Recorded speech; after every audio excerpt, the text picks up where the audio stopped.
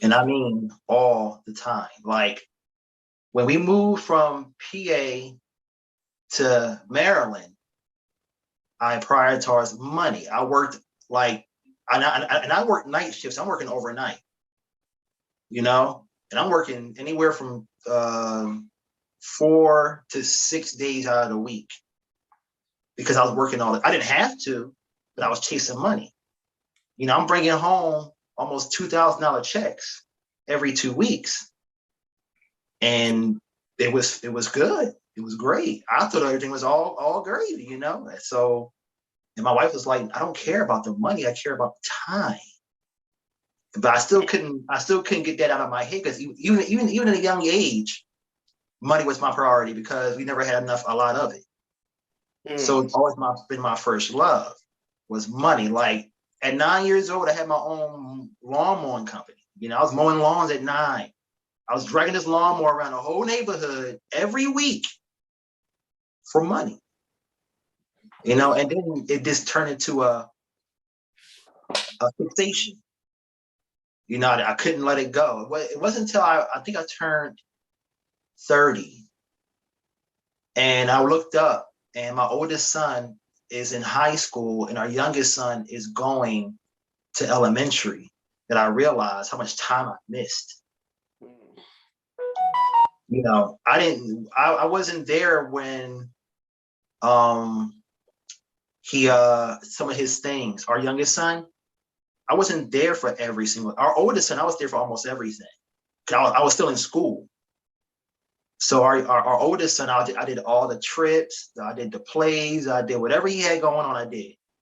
When I got out of school for our youngest son, I was hardly ever there for anything. I did some trips now. I did a couple of trips, but I was always there for trips and whatever they needed to done, I would do. But for Jaquin, I wasn't there until I turned 30 and I realized that I can't keep going like this. So again, my first love turned to an infatuation that was unhealthy. So my wife actually helped me turn that unhealthy infatuation into a you do this just to live, not to live for kind of deal. So I would have to say it was definitely money. Definitely. Okay. All right.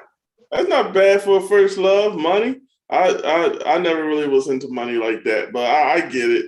Once you have an obsession with something that you never really had, Uh-huh. and it starts to come in, you don't think that there's a limit. Like, there's never enough. You know what I mean? But But us being human, is it ever enough? Do you ever say, I'm satisfied? Certain things you say, oh yeah, I'm satisfied with that. You just leave it alone. But then other things you be like, I'm never satisfied. I'm never satisfied. That can't be it. I gotta get more. mm-hmm. Yeah. Yeah, that's the way it is. That's the way it is. I could talk about my first love, man. Okay. My first love was Janelle Y. Harris, yo. That was my first love for real, and Cool. I loved her all the way. Like it was no, she all right, she a John. Yeah, no, this was love. I wanted to marry that chick, yo, but I had problems. I talked about the problems before, but I met her at the job, man. Place what I mean.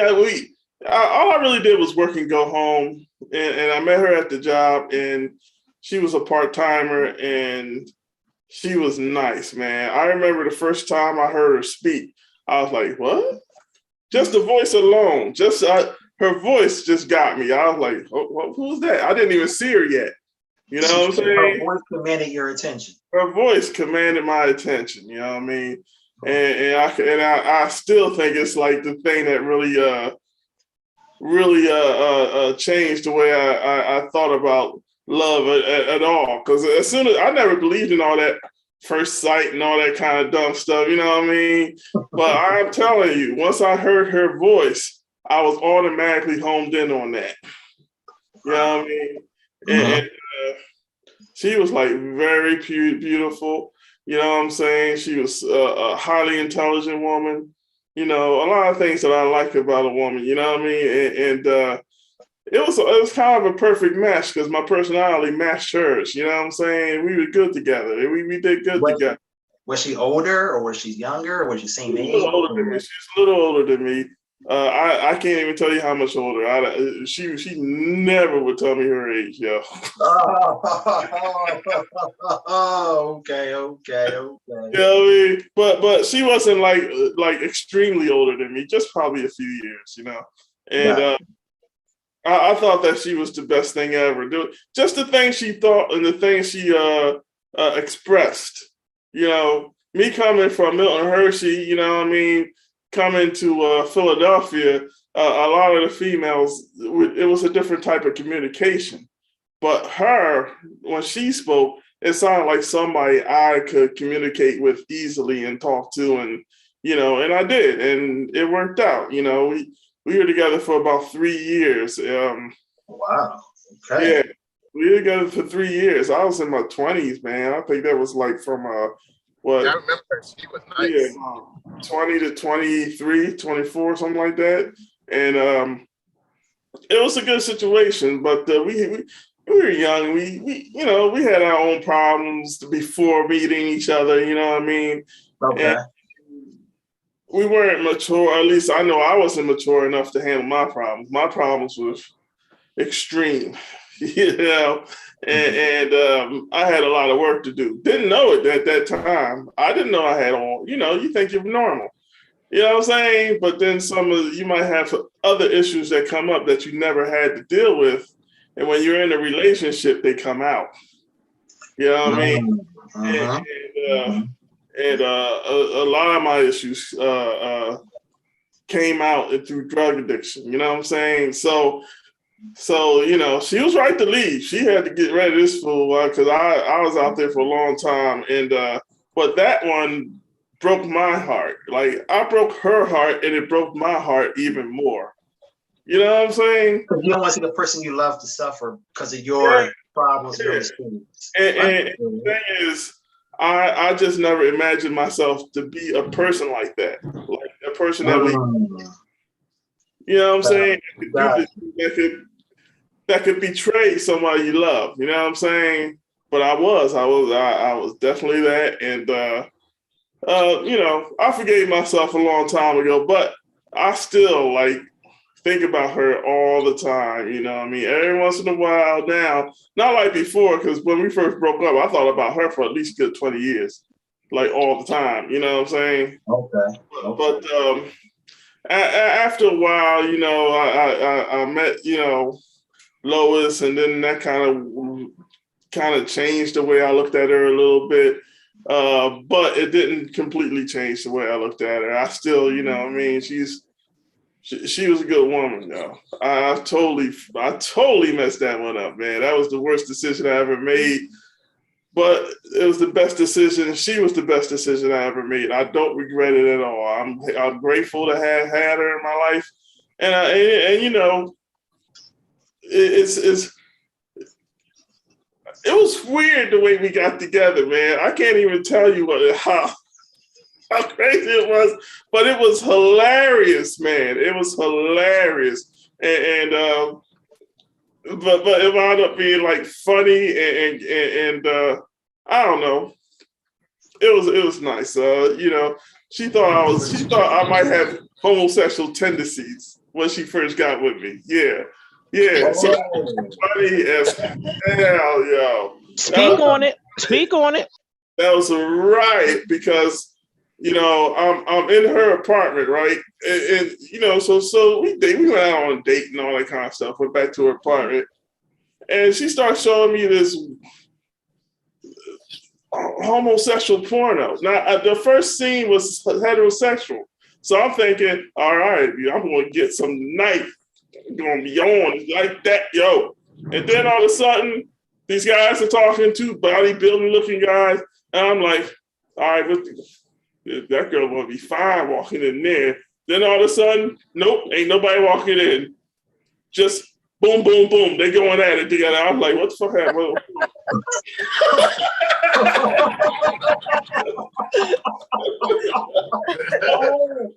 So I'm sitting here like watching this gay porn with this girl. Now my young stupid mind, because this is my first girlfriend. Like she's actually my first girlfriend. So my young inexperienced mind is like, should I tell her? I'm not sure because all I'm thinking about is, am I going to still get it? That's all I want to do. I just want to. So I'm like, should I say something? I was like, okay, I'm going to just say, babe, I don't know what this is, but what the hell is this? She was like, you don't like two guys? I was like, what the fuck? I was like, where in our conversation did that ever help? She was like, but you seem like you could. I was like, no, but no, we're not doing that. We're not doing that.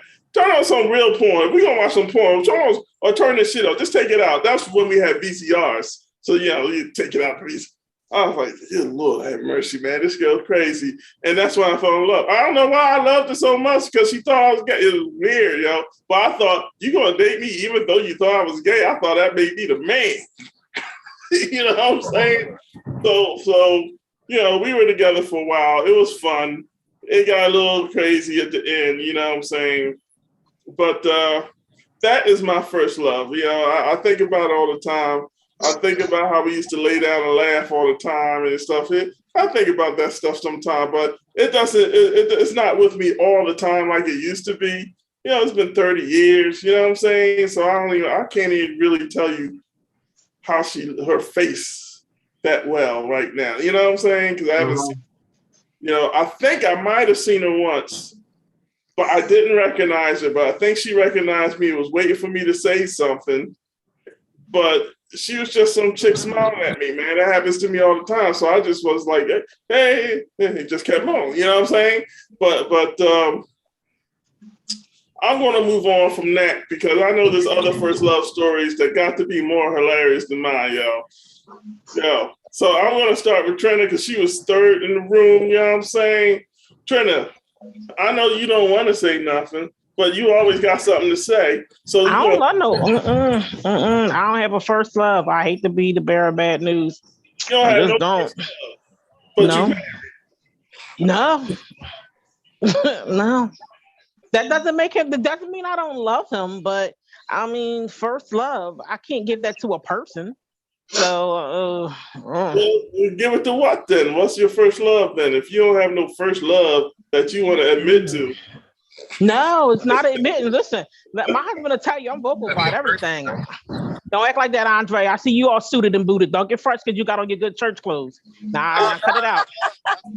Don't act like that, Dre. It don't gotta be a person. It could be a thing. It could be a movie. I don't know. It could be anything. Well, go ahead. Give a first love of something. You don't have something. You know what? I think when I was younger, I used to play. All right, this is going to surprise y'all, so hold on to y'all hats. But I used to play in orchestras, so I could play the viola very well. And that was kind of my love of music. I've always loved music. So that was kind of my thing. Then I mentioned nephew and everything fell apart. I had to get real hood and lose all my classical training and all that good stuff. No, I'm just messing down. But no, that was my love of like music. That would kind of be it. Don't take away the love I have for your nephew, but yeah, I used yes, my monster. In a minute, I'm sorry, my grandbaby's here, and she's too much time. Another thing would be self-love. I think when I was growing up, I wasn't taught a lot of self-love coming up, which was kind of awkward. Being a girl, having a mom and two other sisters, we weren't taught that.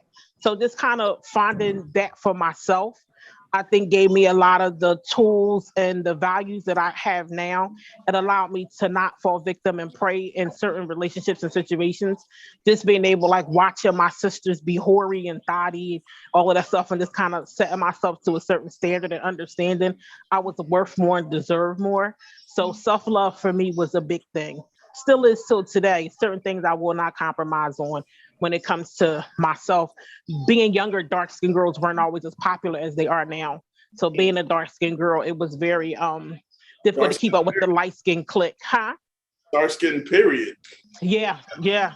So just kind of finding that love, like I am enough, I'm worth enough, and I'm always going to be enough was kind of good for me. That's kind of my love story between music and self-love. Always my number one. Well, let me ask you. I want to ask you something about that viola. Hmm. When did you start playing? Oh, elementary school actually. Really? Hmm. Okay. Did you Yep. play for like big bands, or was it just school? Did you do anything other We than? did concerts. We actually did school concerts, and we played. What's the music? What's the music thing downtown? Where they would have the banquets and stuff at. Like they would take our band, and we would go play at like those fancy upscale, concerts and things of that nature. I did that Like up the until convention almost center, in high school. Hmm. convention And then center, we moved. man, music center, that kind of Man stuff. Music Center, yes. And when we went to high school, we kind of moved from a really good area to this, sorry, but the Stuggy area that didn't offer that kind of music program. And my music teacher fought for me to stay where I was, but my mom just wasn't willing to let me stay. So I ended up kind of stopping. And at that point, I can still play. I can pick it up and still play it right now. And you just never forget something like that, but I haven't in forever. Yeah, all right, Trenda. Yeah. Sure. Another musician in the fam, y'all. Yeah. It was. Baby got gifts. Okay.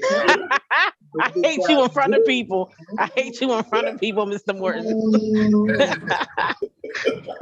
Everybody don't play the banjo because I'm the darkest thing in my household, so I'm the slave around here. So you should hear some of the stuff your nephew say to me. It's unacceptable. Yes, you one-eyed Joe. Put your hand down. Put your hand down. Come off your pearl, sir. Yes. That's sad. Listen, I know. That's. I'm gonna mute y'all too. I still ain't got my freedom paper from this man. Somebody save me. Miss Carmen, anybody. Somebody save me. You don't want freedom papers. You've been there voluntarily and you're still volunteering. I feel like Miss Sophia. I done sat in that jail and rotted. That's how I feel. Miss Sophia from The Color Purple. I done rotted. Somebody got to come get me out of here. You better call Harpo. Man, listen. Harpo come get me, that light-skinned man, and they're gonna have a whole fit. Because he knows it's a Harpo to show up and come get me. Yeah, yeah. Harpo's scared of her. Grimace will come get me, and he know Grimace will come pick me up. He better cut it out. Oh Lord. Okay, I'm gonna mute you, right? And I'm gonna let some other folks talk because I know you there with the grandbaby. Andre. Carmen, y'all still there? Y'all still there? I can't see nothing, yo. Where y'all driving? The light on. Yeah. Yeah, I'm driving. Oh, okay. Where y'all headed to? Huh? Where you going? Well, we're going to, Carmen convinced me to go to Troy's wife's birthday party.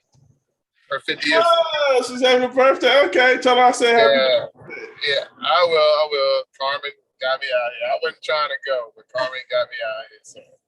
Do what you got. You gotta enjoy your life.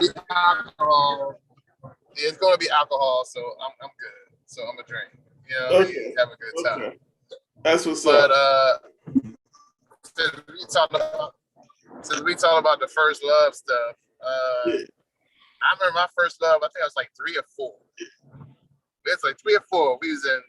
I forgot. I think we was going. I forgot some daycare joint we was at. I don't know if it was Pillow Fight. I can't remember, but we were probably 3 or 4. I remember I met this. I was playing in this.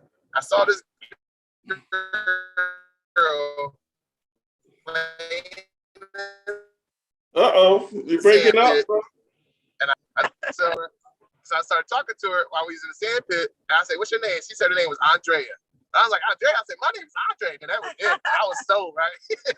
I told her, "Will you be my girlfriend?" She said, "Oh yeah." "Can you be my boyfriend?" I said, "Yep."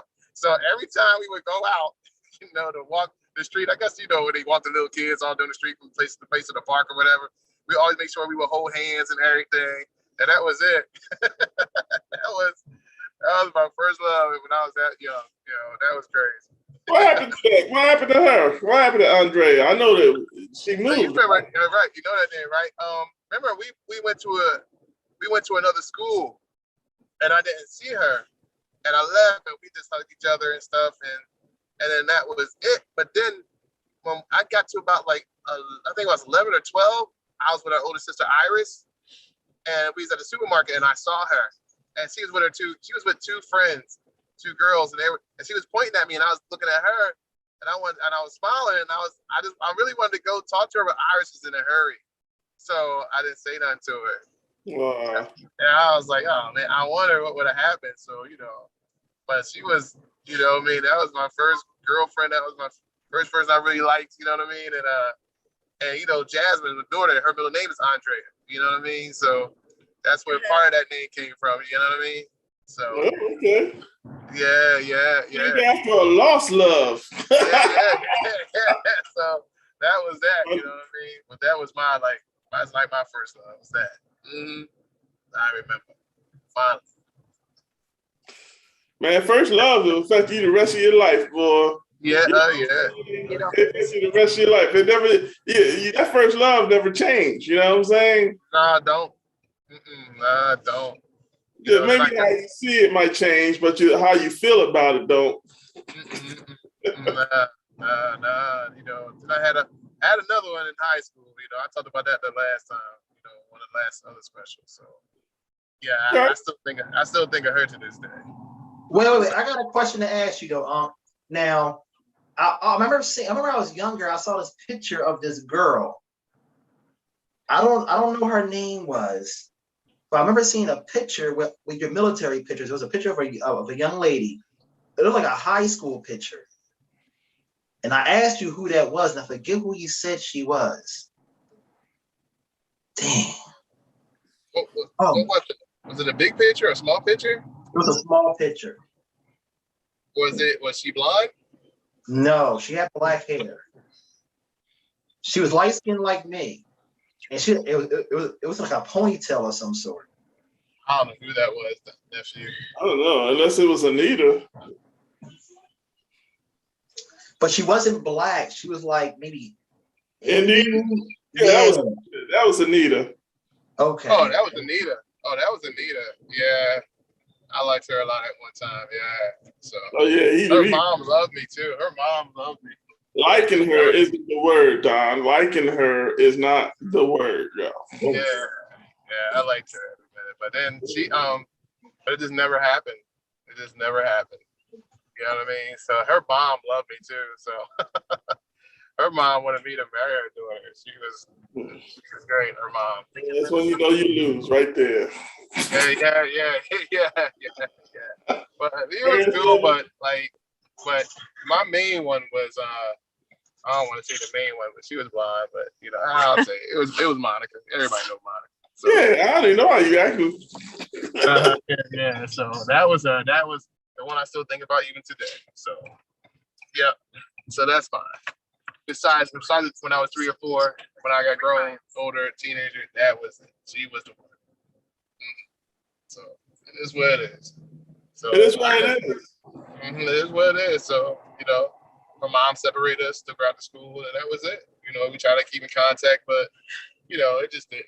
It just didn't happen with no Facebook and all that. But we wrote letters all the time. And then I was going to the Marine Corps, and then after that was it. We just never talked again. So that was it. So that's all. Lost loves, I'll tell you, lost loves. You never forget them, man. Not the good ones, you know what I'm saying? The ones that had you under. Yeah, but besides like females, my first love besides females was the Eagles. Philadelphia Eagles, playing the football, having the helmet, all that stuff. I love the Eagles. So that was my childhood fave, man. I talked about it. Remember, we used to have the helmets, go out the street, play football, hit each other and stuff, try to get touchdowns. Yeah. Dance, everything. That was it. I think Bill Montgomery was my favorite person. And Harold Carmichael, they were my two. That was my two Eagles. That was my love when I was kid too. Like besides females, that was it. My Eagles. You know, football is like my first love too when it comes to sports and stuff like that. Football, I just love football. I had this thing I could do where, like, when people tried to tackle me, they couldn't. I don't know what I was doing. I used to turn my hips a certain way and they would just fling off and shit, you know what I'm saying? And I would just keep on running. Yo, I used to love football, man. That was like my favorite sport. I felt, you know, when I played football, I felt like I was like invincible. I was like one of the heroes on a you know what I'm saying? Like you had to get with this brother for you know what I'm saying? I just loved it. It was fun, man. I really loved it. And I missed that. That was one of my favorite sports. Unfortunately, I didn't continue with it because Someone lied to us. it stopped being fun. You know what I'm saying? Not that it wasn't fun for me, but I think it stopped being something. Remember, we were going to still do it, but then one of the guys lied to us about what was going on, and then we didn't play that year. No, it wasn't just it was the coaching and it's the way things were changing, and I just wasn't down. You know what I mean? As a young boy, and plus I had other issues going on, so you know, other issues that I didn't know was happening at the time. You know what I mean? But yeah, it is what it is. You know, I felt bad when I lost that one too. And let's see. Yo, what's up, Rob? What's up, man? It's good to see you, man. Tommy, do you think what's up? Tommy's on? Audrey, shut up. I'm running the show. I'll take it. Yo, what's up, Rob? How you doing, man? Yo, what's up? Good to see you. I haven't seen you in a few weeks, man. It's good to see you back. I've been telling Aaron everyone that I've been having excuses because of I do some election work for my county and everything's either on Saturday or it's been working late on Wednesday. So I was fooling around cooking and I looked up at the clock. I was like, oh man, I got to jump on here before you think I'm dogging them. So I did catch a little bit of conversation. Is this when the topic, is it love for anything or just love for a person or? This is first love, but I'm going to come back to you. I just wanted to get to you just because I want to acknowledge that you're here, my brother. But I will come back to you. What's up? What's going on? You know what I'm saying? And you know what I mean? It's good. I'm just grateful to have you here and everybody here. So, hey, Carmen, hey, how you doing? Carmen, put it on you. I don't want to look at him no more. How you doing, Carmen? Good. All right, Carmen. I know you thought I was never going to get to you, but I am. Who was your first love, yo? What was your first love? So my first love was this. Well, when I was in Puerto Rico, you know how you say you like me, I like you, and then it's like his name is Pablo. Pablo? And then I came to the United States, but I had such a crush. We really liked each other. How old were you guys? I was 10.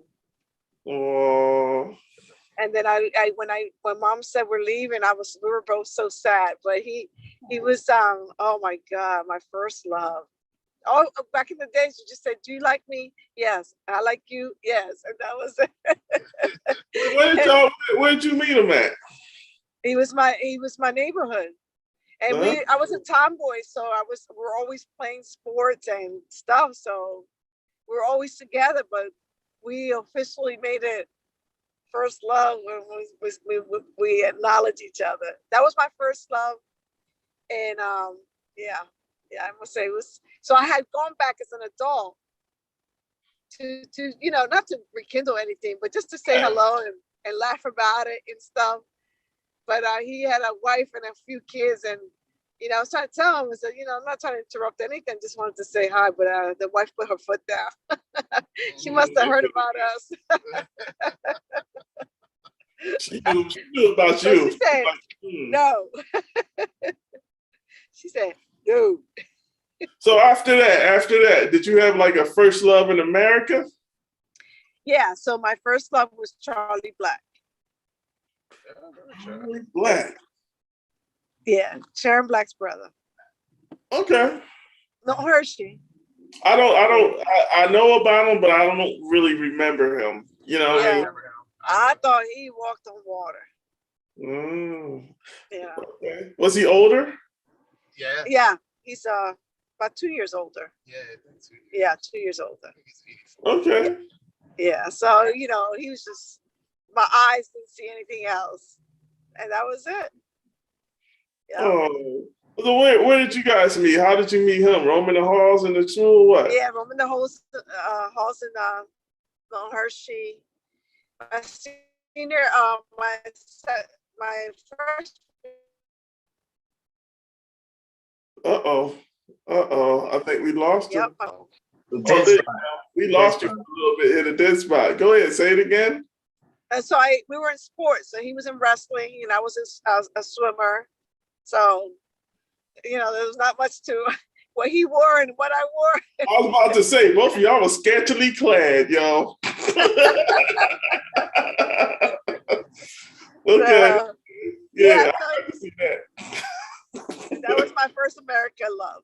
Yeah, Oh, yeah. oh. Have you talked to him lately, or do I you saw know? him in 2015, and he tried to throw a line and said, you know, me and my wife, we don't sleep in the same room. I said, bro, Oh Lord, no. you just flat put him on blast. Oh, girl, you put that. Sorry, Charlie. Eric gonna have to edit that out.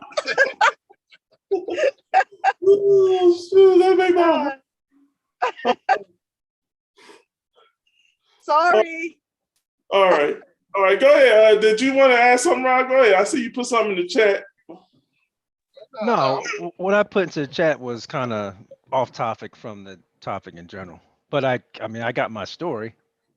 If it's time to pass the mic to me, I can give a quick testimony. I'll tell you what. Go ahead, man.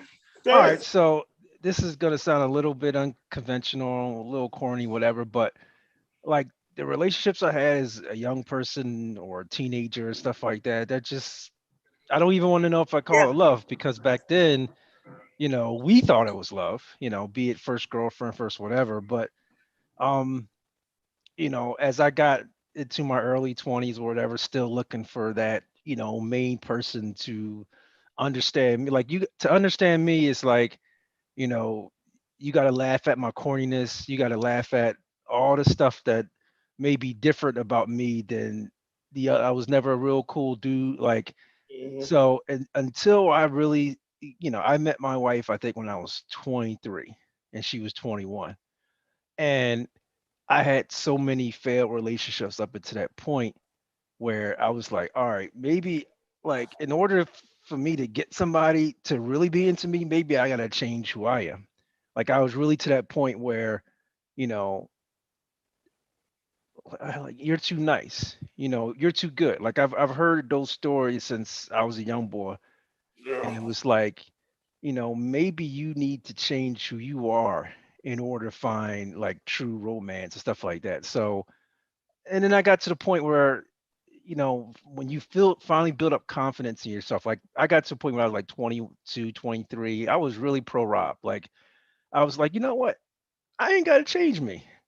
Like, you know what I'm saying? I'm a decent dude who, you know, respects women and all that stuff. Like, why do I have to change myself to be more, you know, again, maybe it's the type of women I was coming across in West Philly, whatever like that. But like, why do I have to be like thugged out to get somebody who will actually, you know, fall in love, whatever like that. So Appreciate you for being you.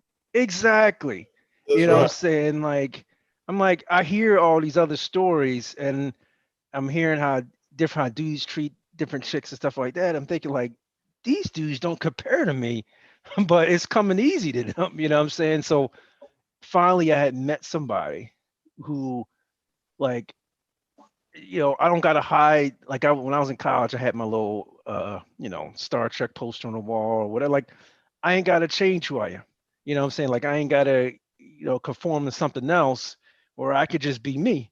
And finally, you know, when you have that self-confidence in yourself, you know, you realize like, yo, I'm all right. You know, it's the problem is y'all. So again, again, it's not discounting the previous girlfriends, but you know whether or not you're in love with these people when these relationships finally end. And it's like, you're cool. Like I felt like if I was really deep into love with these previous women from back in the day or a puppy love, whatever, I would have been that dude in the corner, all distraught, like, Dad, how am I going to even wake up in the morning?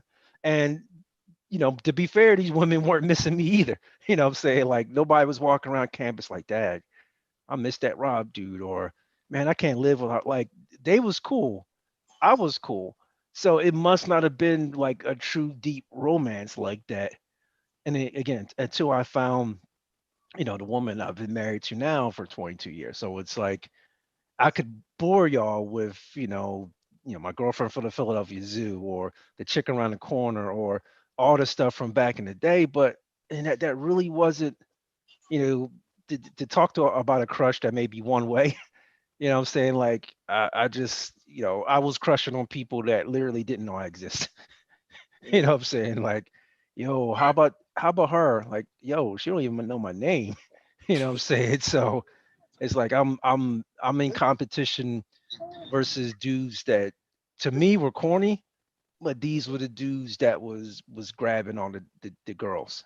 Mhm. What I'm saying? So, like I said, it's that's why I said my story is a little bit unconventional, because it's like I really thought I was doing something every time I thought I was quote unquote stepping up my game. Every time I, you know, changed my haircuts, or, my buddies, they was cool. What I'm saying? Like they was getting chicks and stuff like that. And me being a little bit different, just different enough, like, yo, it just, I would have a girlfriend, but it wasn't like serious relationship sort of things that eventually, they kind of fizzled out, and, you know, people kind of moved on and stuff like that. So I've may have called myself, marrying early. I think I was 25, and my wife, we got engaged after like 9 months. And Mm. so, I think I was 25 and she was 22, about to turn 23 when we finally wed. So, I found somebody that was into me without me having to change who I was. And I was like, yo, you got to hold on to her, because, we don't know. Don't happen. Yeah. Well, like the real is like, and this goes to both guys and girls, like, we don't know when that next relationship, perfect relationship, is going to come along. So you could dump that good person now, assuming like, yo, I'm out in the streets. I may have find somebody in a quick minute. Like, yo, it don't always work like that. I know a lot of people who thought that next person, that next good person that they let go, is around the corner, and 5, 10 years later, they're still looking for that perfect person that they had in their back pocket. They Mm. just they took for granted, thinking, oh, it's easy right now. I can get somebody, and life is a painful reminder that things aren't as easy, as you think it is. So Mhm. so I said that's my story. Okay. Okay. Good one. 20 something years. Shit, I Well, wish I so had that story. Hey, look, we had our bumps like everything else, bumps and hiccups and stuff like that, but it never nothing ever got too serious. Like, yo, I think I'm going to have to move on. Like, no, it never got that serious. And to be fair, too, um, we had a really unique situation where everybody who stood with us in 1999 when we first got married, like older siblings, nieces, cousins, everybody at our wedding party who were already married has gotten divorced. So oh, it's like, some was 5 years later, some was 10 years, whatever. And so it's like you see, some people just split apart. It don't have to be because of infidelity or money, whatever like that. Some people just grow apart. So you get these examples about how these relationships didn't work out. And you have to learn from these lessons and hope that the same thing doesn't happen to you. So when you see yourself having some issues that, in this person's marriage, they didn't talk about, they just let it fester and fester to the point where it just destroyed the marriage. Like, you know what? We're not gonna let that happen to us. Oh, well, these other couple fought about money and being stressed out over money, and one person's not coming home because they just don't want to fight no more. Like, yo, we're not gonna let that happen. You know what I'm saying? So it's like sometimes it's unfortunate these other marriages had to fail around us, but you have to learn from their mistakes so that, you know, the same thing don't happen to you. And you're sitting back thinking like, yo, I'm never gonna get married again because I didn't invested all this time and meet the parents and the family, stuff like that. I ain't go through that again. You know what I'm saying? So it is what it is. I have a question for you, right? I know you guys met in college, but how'd you approach her? I mean, how did y'all actually get together? Well, it's funny because I met her right after college, and she was working with a bunch of friends from my high school who I knew the entire carload of women except her. And so it was one of those things where I'm checking out this, I'm driving, my cousin was one of these women, and so I was just driving them home because I'm a nice guy. And so I'm checking out the one I don't know. And it's like I'm looking at her in the rear view. It's like, what, she's kind of cute or whatever. I ain't gonna front her. I used my cousin connection to put me down. Like I didn't even have I didn't have the guts for a cold approach. I was like, hey, what's up with this person? And my cousin was like, hey, I'll let her know that you're interested. Not now, of course, at the time I have no idea how she's thinking about me. You know what I'm saying? So it's like, yeah, you might catch somebody's eye in the rear view. that don't mean a thing. So like I said, long story short, I mean, this person, she was available, and it's like, again, we still young. We still 21 and 23, Mhm. and we just calling each other on the phone, just kind of getting to know each other a little bit by little. And again, everything ran smoothly. Like there's no like, oh well, is it hesitation about talking about this, or is it I wasn't overthinking it. And part of, like I said, part of my early affair was were me, my own insecurity, whatever like that. But I didn't feel like, I shouldn't bring this up, or I shouldn't talk about this, or I shouldn't, I gotta, do I gotta hide my comic books, or like do it, like Don says, it's like being me. You know what I'm Yeah. saying? Like again, at that point in my life, I was very pro Rob. So it's like, this is who I am. I don't have to be fake no more. I don't have to even try to be. I don't have to talk.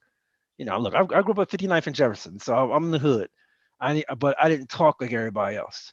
You know what I'm saying? I know I've been bringing up Milton Hershey in the chat, and one of my brothers, when he came back from Milton Hershey, one of the things, the one of the criticisms that he got after coming back home was like, the women was like, you talk like you white.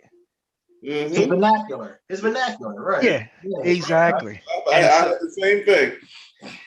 but it's crazy though. Like I'm 9 years younger, so this is my one brother coming back in 19. I'm trying to think. He graduated from Brook in '83, so he must have been in Milton Hershey from like '80 to, I can't remember. I think he left Milton Hershey early, honestly. But my point is, this is the early '80s, and he was just saying, like, I just remember being a fly on the wall as a young boy, him talking like, yo, you know, these women think I'm corny. You know what I'm saying? Because I sound white. He was a shade lighter than me, so he looked a little white and stuff like that. And he struggled at first because, Milton Hershey provided him with that educational experience.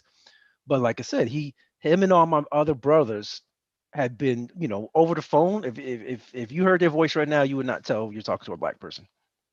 Hmm. Like people have said racist stuff and not realizing that they talking to a black person on the other Me too. line. You know what I'm saying?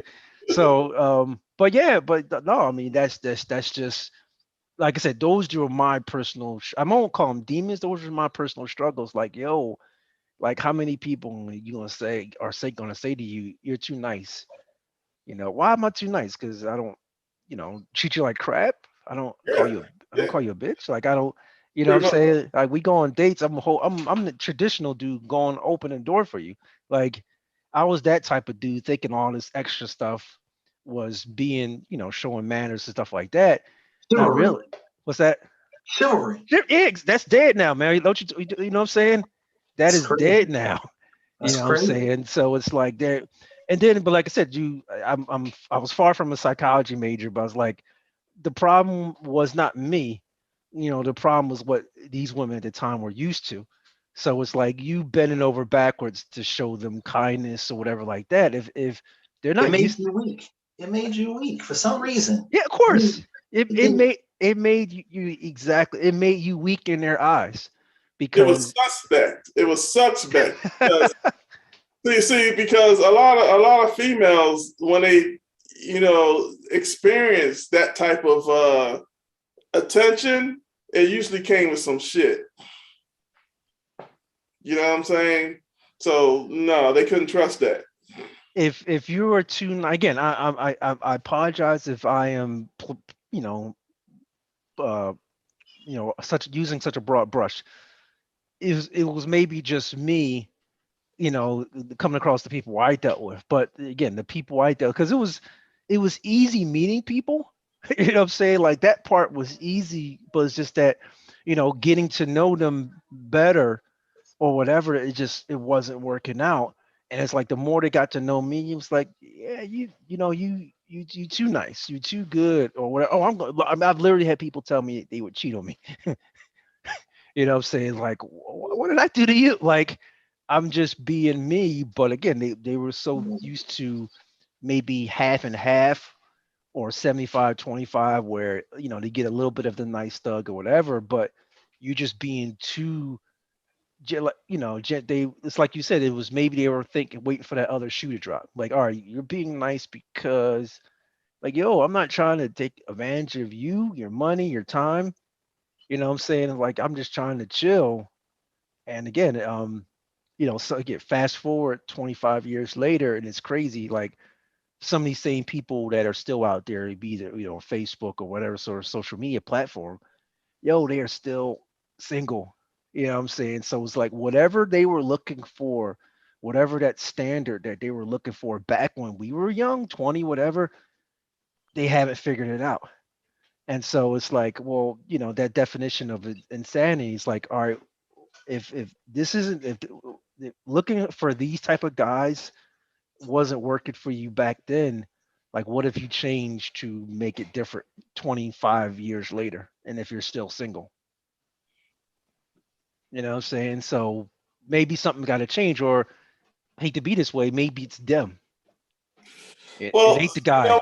it's there's a long history behind that. You know what I'm saying? With the women's rights thing and the poverty and the way the moms were teaching the daughters, it's different. It was different because things were changing. Like in the 60s, a lot of things changed.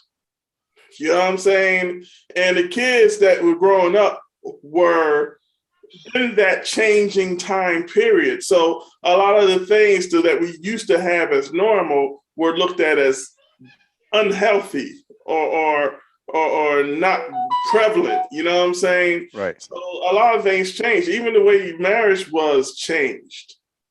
You know what I mean? There was a lot of fighting going on, and a lot of mothers who were married and loved their husbands saw an opportunity for their daughters not to be with an abusive man if they didn't have to be. You know what I'm saying? Right. So the things changed. And then they started telling kids that it's okay to get pregnant before you get married. And then a lot of things changed. You know what I'm saying? So the whole family dynamic changed. Now, most of us aren't married. It's just the way it is, man. And until, like, as a society, this is just a Black issue. It's a world issue now. You know what I mean? The long peace that we've had is starting to bring up things that we never had to deal with. And we just have to put ourselves together different, because when you talk to Black women or Black men, they don't even have the same language when it comes to relationships. Well, you hit upon an interesting note because, I don't know everyone's background with their parents that's in this chat, but it's like I grew up with two parents and stuff like that. And most of my friends on my block did. And these marriages, you thought because your parents stayed together that everything was cool. And then you start hearing little stuff as you become an adult and you find out, like, wow, their marriage was not cool at all. But, they just did not divorce back in them days. And that's a shame because you think these two people lived in the same house and were straight up miserable. But they kept it under one roof for like 40 years. Whereas nowadays, I give women credit, like they don't have to, back in the day, they were more dependent on a man's financial whatever. But nowadays, a woman don't have to stay in a, unsuccessful and happy marriage just because the husband has the checkbook. You know what I'm saying? So now I'm not advocating, I'm just saying like now, that woman could be out if she's being mistreated or cheated on. Whereas in back in the day, Vice versa. what's Yeah. You that? know, a woman can choose who she wants to be with, Absolutely. and it's vice versa. A man can choose who he wants to be with, Like the best part about this situation is now is that everyone has options. Like instead of depending on someone, now I want to be with you. Not I don't choose you because of your bank account. I choose you because I actually want you. As the only woman in the group as of right now, I'm gonna say something that's probably gonna rock this whole chat really quickly. But I think that if we got back to the old way, life would be so much better. If Th- we cut reality TV off, because everybody's reality is not reality. That's And right. I think the women, the young women and young men in this newer generation glorify the very wrong things in life. I remember, now my mom married my dad, but then they divorced. But I remember early on with my mom's boyfriend after my dad, those family dinners were everything. Sitting at the table and talking. You can't get a kid to come to the table now without a cell phone. You can't see a young girl walking down the street without feeling like her body parts is going to get her a paycheck. It's very few young women who really step out there and want to make something of herself. You see them now wanting to be the wife of a basketball player, the wife of a football player, or they're going to fight their way to the top as opposed to going out there and making it for themselves. So I feel like going back to the old way where, if we're being realistic, we're talking way back when where before drugs came in, economics and all of that, where the man was actually the center of the household and the woman took care of the household and the children. I think that's where the breakdown came as the father started coming back from Vietnam, addicted to drugs. And, or you had those situations where the father couldn't stay in the home. If the family was going through some kind of financial breakdown, the father couldn't stay in the black home That's and they right. get assistance from the state. The father had to leave. And the fathers, people would say, oh, my dad got cigarettes and he left. No, the hardest thing for a father to do was to leave, but he knew his family couldn't get the help if he stayed. So do you stay and watch your family struggle, or do you leave and hope they do better without you? So you put so many things on the table in our community, and we see that fail and that breakdown, and it's really hard because again now we're watching the structure of that now where you can't have a conversation. Donald and I we were coming from Walmart the other day and we stopped at the drive through, and we gave the girl cash, and when she went to give us back money, if she couldn't look at that register, she couldn't tell us what our change was. Back in the day, you knew what that money was. You knew how to handle your business.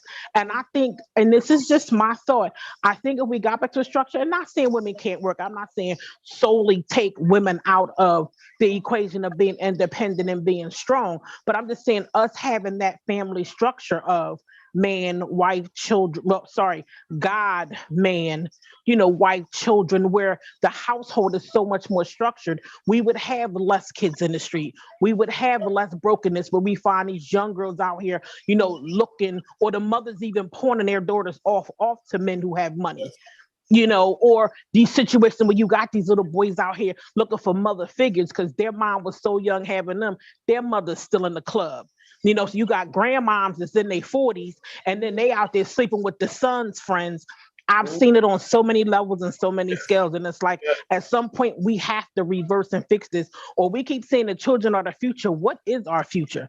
Because right now, the biggest thing you want to do is sleep with somebody, make a baby, and then claim victim. Oh, he abuses me. He beat me. You stayed. You made that baby. What are we doing? Oh, I'm pregnant. I see generational welfare recipients. Oh, my mom lived in these projects. I'm going to stay in these projects. Oh, Mhm. my mom lived here. My mom died. I took the lease over. My mom died. I took the lease over. Like, struggle is struggle. We've all seen it. But at what point do we pull ourselves out? What point do we try to be better?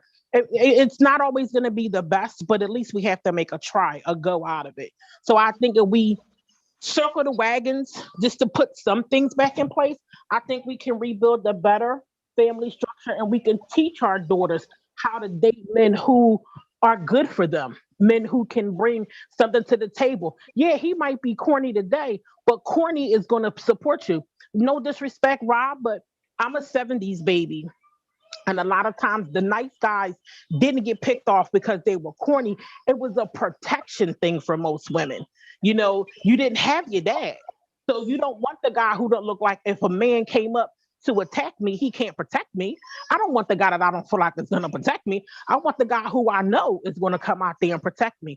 So for me, it wasn't a corny dude. It was a I don't know what protection looks like because my dad wasn't here, but I know nobody messes with such and such on this block because he's tough. He runs this block. The boy up the street, the quiet dude, I don't know what he coming with, and I'm not getting robbed, beat up, or mugged because he can't fight, or I'm out here trying to fight for both of us. You know, I've never passed over a corny dude before, but you know, I've dated some guys who, after dating them, we just weren't compatible. It wasn't a corny, dislike, quiet, nerdy, different. We just weren't compatible. We had nothing in common. And then that thought of, again, protection. Oh, he doesn't look like he's going to step up and do anything if somebody approached us. And as women, that's the one thing we want to feel is secure, protected, and taken care of. And if a woman felt like you couldn't provide that, then you know, you could be potentially passed over. You make some valid points, you know. Yeah. Well, you know, there has been a movement. There has been a movement. People are making moves now, trying to correct what you know was fed to our parents. You know what I'm saying? Because people are noticing. They're noticing that you know, 1 out of 4 Black women do not get married ever. Ever. Trauma. No. I'm sorry. I said it backwards. 1 out of 4 Black women get married. The other 3 never get married. You know what I'm saying? That's just the statistics. You know what I'm saying? And they say, "Oh my God!" So why is that? You know, one of the reasons, one of the things that really messed up our Black community was theatrical assistance. Because once they told women that you could have babies and get paid for it. You know what I'm saying? And they'll be taken care of. It became okay. It started a type of you know, it meshed with that I don't need a man kind of situation. You know what I'm saying? So every man was getting blamed for what a few men were doing. And well, then no, because some men walked out. You have to call a spade a spade. If you make the baby and you a spade. I call a spade a spade. I call a spade a spade. Some men walked out, but y'all always pick the same men. 16%, you know what I'm saying, are making all the babies. 16%. That don't make no sense to me, yo. Well, I listen. I will be the first to throw us Black men under the bus because we have not stepped up our portion of the game in regards to, like, I know dudes who got 3 or 4 different women pregnant. You know what I'm saying? I used to, Aaron, when I told you I took in that relative of mine that I was guardian for several years, I was helping coach his basketball team down Southwest. And so I go to one of these Saturday games and it's 60 kids, teenagers, 15, 16, whatever. It was 60 kids in his gym. And I think I saw, if you take the male coaches out, I think out of these 60 kids, you may have seen 4 or 5 other men, grown men, that have come to watch their kid play basketball. And I'm saying to myself, like, these kids, wow, they didn't come through osmosis. You know what I'm saying? Like, somebody father these kids. And that's not what I'm saying. I'm not saying someone didn't father them. This is what I'm saying. I'm saying that 54% of Black males in America don't have children and are not married. 54.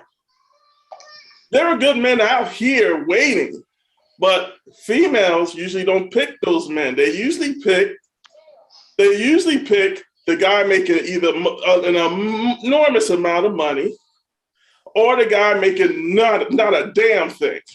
Security. It all goes back to security. It all goes back to security. And listen, I'm not going to make no excuses. I have a son outside of Donald, Uncle Aaron. You know this. His father has 22 kids. My son was the 3rd. And if now hold on, when I met him, he had a daughter. he had a baby on me. And when I found out he had other kids on the way, I got out. And he asked me for another baby. As long as I would sleep with him, he would provide for my son. When I wouldn't sleep for him, he wouldn't provide for my son. I refused to give him another child. You're not doing anything for the one that you have with me. Why would I give you another baby? But there were women competing to have his baby, and he has not paid child support for not one of these 22 children. I know. Not one. See, that's my thing. So there are some doggish men out here, like there are some crazy women out here who will continue to be abused and put through that. But you also have to look at trauma. Trauma plays a very big part.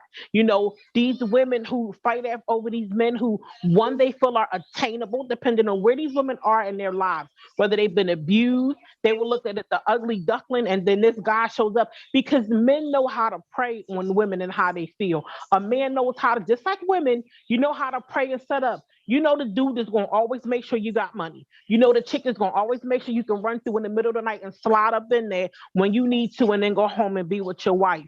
Everybody is playing the role. It's just what role you choose to play. So I didn't mind after I broke up with my son's father, I didn't mind playing second. I played second to another woman for almost 5 years. Not because I couldn't, it's just that I didn't want the responsibility of a man in his drama. They weren't married now. They were living together, but they weren't married.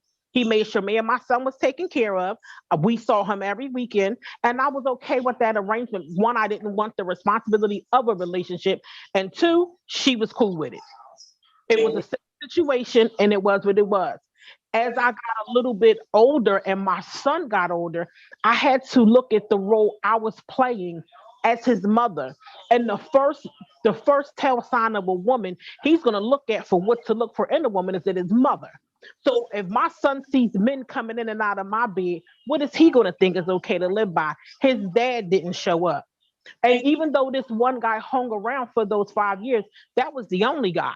But because my son went to my mother's every weekend, because of the shift that I worked, my son never saw this man. My son is 28 and can tell you he's only seen 2 men get in and out of my bed, his father and my husband. So that was the one thing as his mother and as a woman I did. When I wanted to go out and entertain, I did not do it in front of my son, because I wanted him to have a better outlook on women and the type of woman he would want to bear his children and be his wife and be his girlfriend. So the example to give him, I thought was a better example. I just don't think he knows how to pick women. He's a lot like his dad. I love him, but the truth is what it is. So I feel like if we take stock in what we're showing our children, they may have better outcomes and proceed in life differently.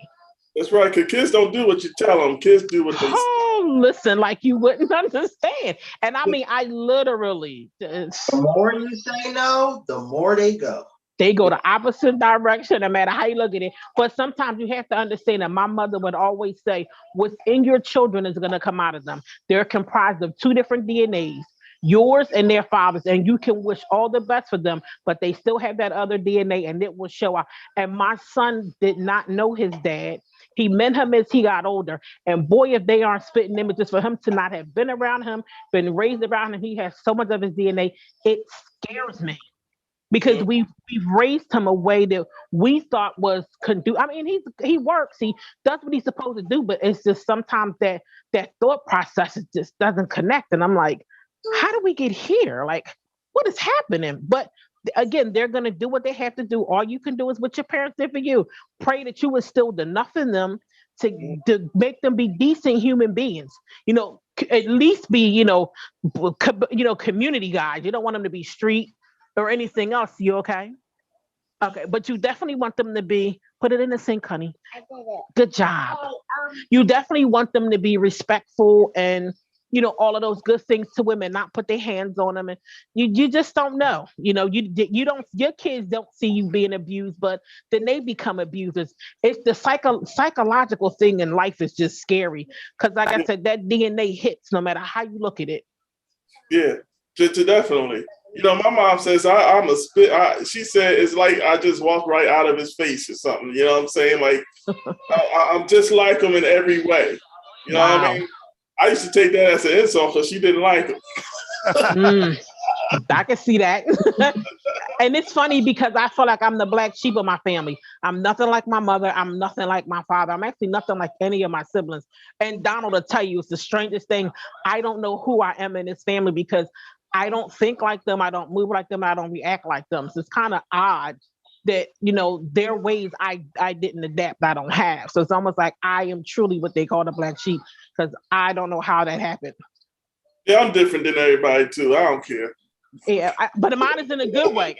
I don't know how yours comes across, but I have some pretty crazy people in my family, and I kind of split the hair and go, I'm always about the goodness in people, and they are always about the badness in situations. So, and sometimes I think it's a choice. We choose how we want to walk and live in this life. And if you choose to be a deviant person, that's what's going to come out. If you choose to be somebody that has some substance and choose to be a better person, you're going to be that. I think it's all about choice. Well, we're at the hour, right? And I can't remember which one is the next one I'm doing, but I do know that I do have a marriage one coming up. So keep your eyes open and posted. It might be Wednesday, it might be Saturday. I think Don convinced me to make it Saturday, so I'm not sure what the next one is. But if anyone has anything else they want to speak on, but I do want to speak on that some more. But I think we should save that for another time. You know what I mean? Can I bring my other husband to that podcast? Say all your husbands. Because the husband that I have here, I don't know if that's going to work. I'm gonna bring my other husband to the next podcast. By the time that day comes, I'm sure that you will have him as a different kind of husband by the time it's time to talk on some marriage, y'all. You might lose Don in this process, and the new husband to be your co-host. Not to go against Don's suggestion, but is it possible we could squeeze it in on Wednesday? Because next Saturday, because I got a lot to say because of the marriage one, but next Saturday I am jammed up. I'm visiting family and hanging out with my brother and my oldest brother from Philly and stuff like that. So, and we're packing for a move on Saturday, Rob. I'm with you. Rob, yes, there we go. Let's if possible. I'm not throwing my weight around. I got zero weight. I'm just saying. It could be Wednesday. I definitely want to be a part of this one, and you know, if we could do it Wednesday, that'll be freaking awesome. Oh yeah, let's do it Well, Wednesday. Rob, you're here. Don's here. Y'all both want it Wednesday. We'll make it Wednesday. Don is not going to be able to make it on Wednesday. My new husband is coming, so we're going to excuse Don for Wednesday's cast because I don't like the way his hair is growing in. So we're going to switch that out, and I'll bring my second husband, and we'll make it happen. That's right. I'm the queen of petty in our household. The queen of petty.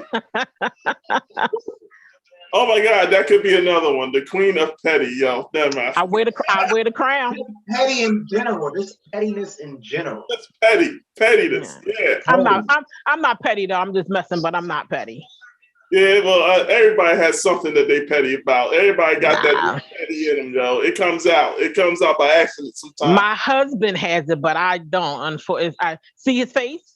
He admits to it. I don't have it, but he is definitely. Know about Don. I don't even like video games with him all the time because he'll do something like playing on purpose and laugh and stuff. Very petty. Very petty. Terrible. Hey, I'm glad. I am encouraging. See? You know what? I'm gonna stop. I'm gonna mute all y'all and tell y'all.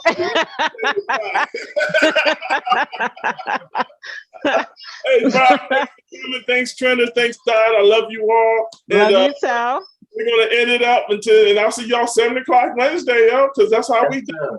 That's 7 o'clock right. Wednesday. All right, y'all take it easy. All right, have a good night. Take care. Bye.